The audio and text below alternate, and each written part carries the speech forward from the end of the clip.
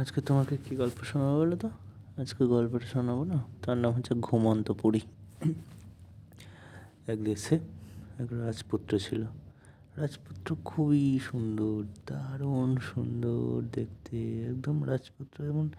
রাজপুত্রর চেহারার আলোয় গোটা রাজপুরী আলোকিত হয়ে থাকতো, এরকম তার রাজপুত্রের গুণের কথা লোকের মুখে মুখে, রাজপুত্রের গুণের কথা সারা রাজ্যের লোকের মুখে মুখে প্রজাদের দিয়ে না। সে রাজপুত্র বড় হলো। বড় হওয়ার পর রাজপুত্র হঠাৎ মনে হলো সে দেশ ভ্রমণে যাবে। রাজ্যের লোক সবাই হায় হায় করে উঠলো যে দেশ ভ্রমণে যাবে মানে তো সেই এই রাজ্যে থাকবে না, কি হবে না হবে, দেশ ভ্রমণে যাবে, কোথায় কোন বিপদে পড়বে না পড়বে। রানীও খুব মন খারাপ, রানী আহার নিদ্রা ত্যাগ করলো। কিন্তু রাজা কিন্তু রাজা যে ছিল ওর বাবা, রাজা রাজা বলল না, যাক দেশ ভ্রমণে। দেশ ভ্রমণে গেলে তবে তো শিখবে, তবে তো ভালো করে রাজা হতে পারবে। তখন সে তার সঙ্গে ওই রাজপুত্র কিছু অনুচর নিয়ে আর তার ঘোড়া নিয়ে দেশ ভ্রমণে বেরোলো। দেশ ভ্রমণে বেরোলো। দেশ ভ্রমণে বেরোনোর পর এই রাজকুমার তার নতুন পোশাক পরে তরোয়াল নিয়ে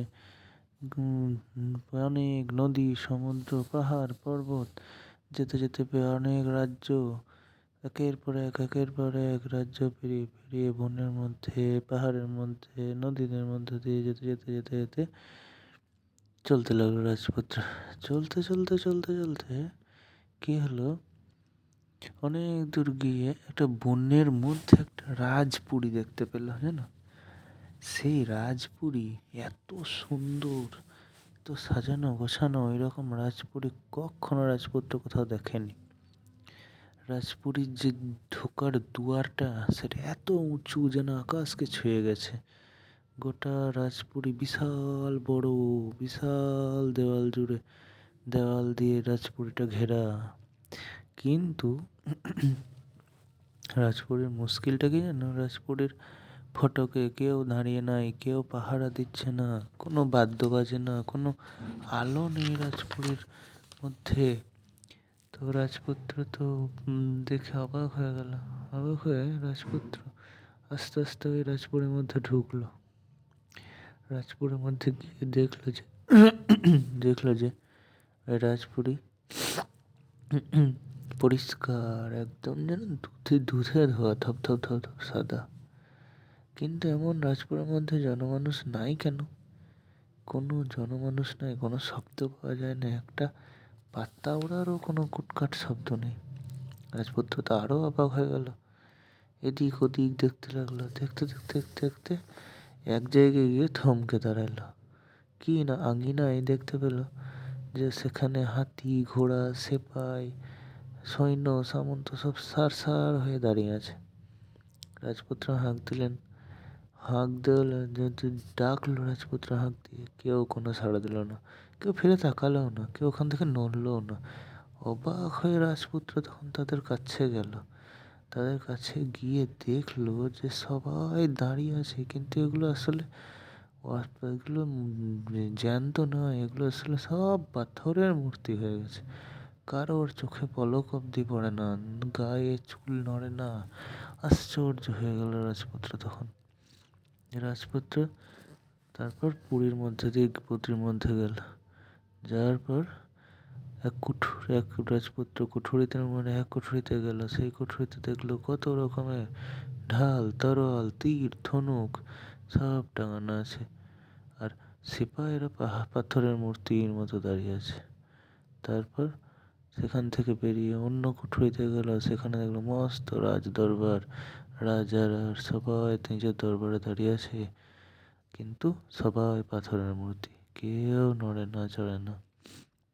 রাজ সিংহাসনে রাজা পাথরের মূর্তি, মন্ত্রী আসনে মন্ত্রী বসে আছে পাথরের মূর্তি, পাত্র মিত্র সবাই সেখানকার সব পাথরের মূর্তি। তারপর রাজা সেখান থেকে দাস দাসী যত ছিল সবাই কিন্তু পাথরের মূর্তি, কোনো সাড়া নাই, কোনো শব্দ নেই। সেখান থেকে রাজপুত্র বেরোলো, বেরিয়ে অন্য এক কুঠুরিতে গেল। সেই কুঠুরিতে দেখলো যে সেখানে একসঙ্গে শত শত প্রদীপ জ্বলছে। ও কত রকমের রত্ন, হীরা জহরত মানিক মতিতে ওই কুঠুরি ভরা। কিন্তু রাজপুত্র কোনো কিচ্ছু ছুঁল না, দেখল না। রাজপুত্র ওখান থেকে বেরিয়ে অন্য একটা কুঠুরিতে গেল। সেই কুঠুরিতে যেতে না যেতেই একদম এত সুন্দর গন্ধতে ভরে গেল গোটা কুঠুরিটা। দেখলো গন্ধতে ভরে আছে, এত সুন্দর ফুলের সুবাস, ফুলের গন্ধ। রাজপুত্র তো ওখানে গিয়ে একদম মন ভরে গেল রাজপুত্রর পদ্ম ফুলের গন্ধে। রাজপুত্র ধীরে ধীরে গেল, গিয়ে দেখতে পেল যে ওই কুঠুরের মাঝখানে পদ্ম ফুল ফুটে আছে সুন্দরভাবে। একটা গোটা পদ্মের বন, গোলাপের বন, গোলাপ ফুল পদ্ম ফুল ফুটে আছে, সেই গন্ধে মা করছে চারিদিকে। তো রাজপুত্র সেই পদ্ম ফুলের বনে ঢুকলো। ঢুকে আস্তে আস্তে আস্তে আস্তে ভেতরে ঢুকে দেখছে ঠিক মাঝখানে একটা সোনার খাট। সোনার খাটের মধ্যে হীরার, খাটের ওই পায়াগুলো হীরার। সেখানে সেই সোনার খাটার হীরের মধ্যে পরমা সুন্দরী একটা রাজকন্যা বিভোর হয়ে ঘুমাচ্ছে। রাজকন্যার এত সুন্দর, একদম চাঁদের মতো মুখখানা, সোনার পাপড়ির চাঁদের মতো মুখখানা, গোলাপের পাপড়ির মতো ঠোঁট, আর এত সুন্দর চোখখানা। কিন্তু সে তো ওই রাজকন্যাও পাথরের মতো ঘুমাচ্ছে, সেও নড়েও না চড়েও না। রাজকুমার সেখানে বসে বসে হাঁ করে রাজকুমারীকে দেখতে থাকলো। রাজকুমার সেও বিভোর হয়ে গেল তাকে রাজকুমারীকে দেখতে দেখতে। কিন্তু দেখছে ঘুম আর ভাঙে না, রাজকুমারীর ঘুম আর ভাঙে না। রাজপুত্র একদিন গেল, দুদিন গেল, রাজপুত্র তার ওই রাজকুমারীর মাথার কাছে শুয়ে আছে। তারপর হঠাৎ দেখলো যে রাজকুমারীর মাথার কাছে একটা সোনার কাঠি পড়ে আছে। রাজকুমার সেই সোনার কাঠিটাকে হাতে নিয়ে দেখতেই ধরে ধরে দেখতে লাগলো যে কি সোনার কাঠিটা। হাতে নিয়ে দেখতে দেখতে হঠাৎ করে কি হলো, ওই সোনার কাঠিটা তার হাত থেকে টুক করে রাজকুমারের মাথার মধ্যে পড়ে গেল। যেই না সোনার কাঠিটা রাজকুমারের মাথাটাকে ছুঁয়ে দিয়েছে, অমনি চারিদিক থেকে একদম রাজকন্যা জেগে উঠলো, তার হাত পা সব নড়তে লাগলো। আর এদিকে গোটা রাজপুরীতে পাখি ডেকে উঠলো দুয়ারে দুয়ারে। ওই ঝনঝন করে উঠলো তাদের সৈন্যদের হাতিয়ার, হাতি ঘোড়া সবাই ডাকতে লাগলো। সিপাহীরা সবাই হাঁক দিতে লাগলো। মন্ত্রী, রাজা, পাত্র, মিত্র, লোক লস্কর সবাই জেগে উঠলো। সবাই জেগে উঠে অবাক হয়ে দেখলো, অবাক হয়ে গেল। আর অবাক হয়ে সবাই জিজ্ঞেস করলো, কে এসছে এই রাজমহলের মধ্যে, যে আমাদেরকে এতদিনের শ্রাপ থেকে, এতদিনের ইয়ে থেকে তারা জাগিয়ে তুলেছে? কে এসছে, কে এসছে? তখন সবাই মিলে দেখলো যে রাজপুত্র এসছে। সেই রাজপুত্রকে নিয়ে চারিদিকে ঢোল ঢাক করতাল সানাই সব বেজে উঠলো। এত সুন্দরভাবে সবাই আনন্দে ভরে উঠলো গোটা রাজপুরে। তখন রাজা বলল, তুমি কোন দেশ থেকে এসেছো গো? আমাদের এই মরণ ঘুমের হাত থেকে আমাদেরকে রক্ষা করলে। এক দৈত্য এসেছিল, সেই দৈত্য রূপোর কাঠি ছুঁয়ে আমাদেরকে এই মরণ ঘুম পাড়িয়ে দিয়ে চলে গেছিল। তারপর তুমি এসে আমাদেরকে রক্ষা করলে রাজপুত্র। তখন রাজপুত্র মাথা নুয়ে চুপ করে দাঁড়িয়েছিল। রাজা বলল যে আমাদের কাছে সব থেকে দামি কি আছে জানো? আমার এই রাজকন্যা। এই সব থেকে দামি জিনিসটা আমি তোমার হাতে তুলে দিলাম তোমার উপহার স্বরূপ। তুমি আমার রাজকন্যাকে বিয়ে করে তোমরা নিয়ে যাও তোমার রাজ্যে, সুখে শান্তিতে বাস করো। তখন চারিদিকে ফুল ফুল ছেটাতে লাগলো, প্রজারা সবাই সবাই খই ছেটাতে লাগলো, ডুম ডুম ডুম ডুম করে ঢাক বাজাতে লাগলো। সবাই খুব খুশি। রাজকুমার তখন ওই রাজকুমারীকে বিয়ে করলো। বিয়ে করার পরে হাতি ঘোড়া নিয়ে শঙ্খ বাজাতে বাজাতে আস্তে আস্তে উলুধ্বনি দিতে দিতে দিতে দিতে মুকুট পরে গয়না পরে সে রাজকুমারীকে নিয়ে নিজের দেশে ফিরতে লাগলো।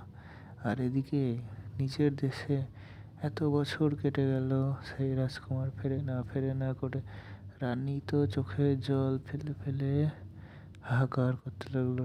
রাজাও অন্ধ হয়ে গেছে, রাজা দুঃখতে। তখন রাজকুমার ওই রকম করে রাজকুমারকে নিয়ে জয়ধ্বনি দিতে দিতে ঢুকছে। আর দেখে কে, রানী বললিস কি হয়েছে কি হয়েছে, রাজা বললো কি হয়েছে কি হয়েছে। রাজ্যের প্রজারা সবাই ছুটে এসে রাজাকে বলছে রাজপুত্র আসছে রাজপুত্র আসছে। রাজকন্যা এক সুন্দর ফুটফুটে রাজকন্যা বিয়ে করে নিয়ে আসছে। রাজকন্যা আসছে সঙ্গে সঙ্গে রানী তো দৌড়ে এসে টিপে তার রাজকুমারকে টিপে জড়িয়ে ধরলো, রাজকুমারীকে তার বুকে টেনে নিল। আর রাজপুত্র সেই সোনার কাঠি নিয়ে এসেছিল, সেইটা তার বাবার চোখে ছুঁয়ে দিতেই তার বাবার চোখ ভালো হয়ে গেল। রাজা তো এত এত ভালো লাগলো, রাজাও তাকে তার রাজপুত্রকে জড়িয়ে ধরলো। তারপর রাজপুত্র আর রাজকন্যা তাদের মা বাবার পা ছুঁয়ে প্রণাম করলো, তাদের আশীর্বাদ নিল। তারপর সেই ঘুমন্তপুরে রাজকন্যাকে নিয়ে সুখে শান্তিতে তারা বসবাস করতে লাগলো। সুন্দর না সোহাগে আমার?